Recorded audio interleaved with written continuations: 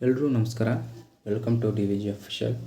ಇವತ್ತಿನ ಈ ಒಂದು ವಿಡಿಯೋದಲ್ಲಿ ಫ್ರೀ ಕೋಚಿಂಗನ್ನು ಕರೆಯಲಾಗಿದೆ. ಸಮಾಜ ಕಲ್ಯಾಣ ಇಲಾಖೆ ಮತ್ತು ಕರ್ನಾಟಕ ಪ್ರದೇಶ ಅಭಿವೃದ್ಧಿ ಮಂಡಳಿಯ ಅನುದಾನದಲ್ಲಿ HK ಭಾಗದ ವಿದ್ಯಾರ್ಥಿಗಳಿಗೆ ಫ್ರೀ ಕೋಚಿಂಗನ್ನು ನೀಡಲು ಕರೆದಿದ್ದಾರೆ. ಯಾವುದಪ್ಪ ಅಂದರೆ IAS ಮತ್ತು KSಗೆ ಪ್ರಿಲಿಮ್ಸ್ಗೋಸ್ಕರ ಹೆಚ್ಚಿನ ಅಭ್ಯರ್ಥಿಗಳು ಆಯ್ಕೆಯಾಗುವ ಒಂದು ಉದ್ದೇಶದಿಂದ HK ಭಾಗದ ವಿದ್ಯಾರ್ಥಿಗಳಿಗೆ ಫ್ರೀ ಕೋಚಿಂಗ್ ನೀಡಲು ಈ ಒಂದು ನೋಟಿಫಿಕೇಷನನ್ನು ಕರೆದಿದ್ದಾರೆ. ಆ ಒಂದು ನೋಟಿಫಿಕೇಷನ್ ಬಗ್ಗೆ ಸಂಪೂರ್ಣ ಈ ವಿಡಿಯೋದಲ್ಲಿ ನೋಡ್ತಾ ಹೋಗ್ತೀನಿ. ಕೊನೆಯ ತನಕ ವಿಡಿಯೋವನ್ನು ನೋಡಿ.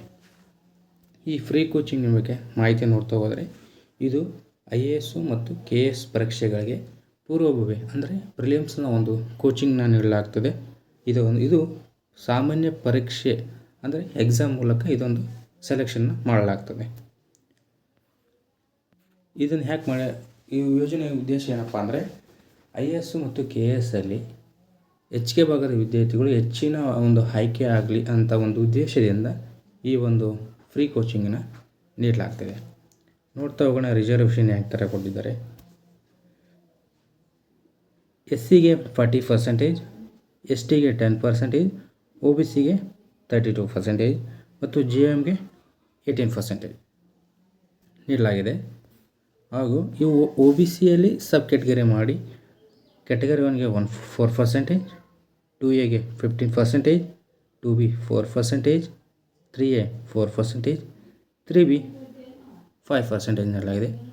ಹಾಗೂ ವಿಶೇಷ ಚೇತನಗಳು ಡಿಸೆಬಿಲಿಟೀಸ್ ಇರುವಂಥವರಿಗೆ 4% ನೀಡಲಾಗಿದೆ.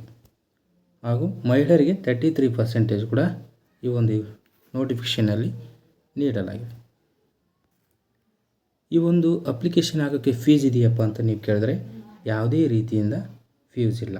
ಹಾಗೂ ಈ ಒಂದು ಅಪ್ಲಿಕೇಶನ್ ಎಲ್ಲ ಕ್ಯಾಟಗರಿಯವರು ಕೂಡ ಅಪ್ಲೈ ಮಾಡ್ಬೋದು.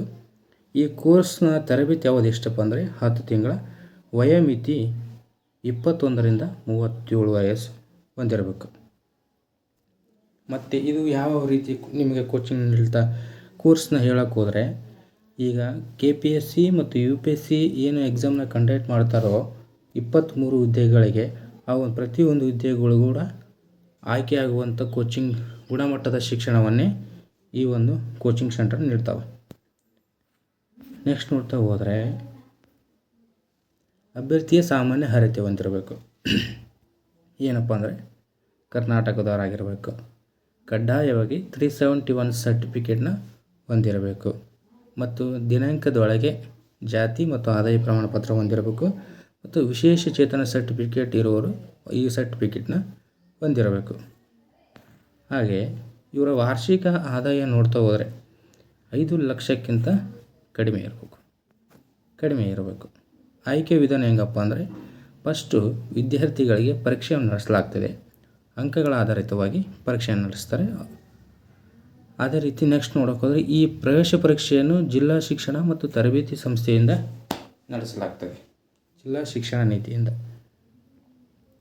ಹಾಗೂ ಈ ಫ್ರೀ ಕೋಚಿಂಗಿಂದ ಆಗುವ ಮತ್ತು ನೀಡುವಂಥ ಸೌಲಭ್ಯಗಳು ಯಾವ್ಯಾವ ಅಂತ ನೋಡ್ತಾ ಹೋಗೋಣ. ಯಾವಪ್ಪ ಅಂದರೆ ಇವರಿಗೆ ಕಲಬುರಗಿ ಕೇಂದ್ರದಲ್ಲಿ ನಿಮಗೆ ಫ್ರೀ ಕೋಚಿಂಗನ್ನು ನೀಡಲಾಗ್ತದೆ.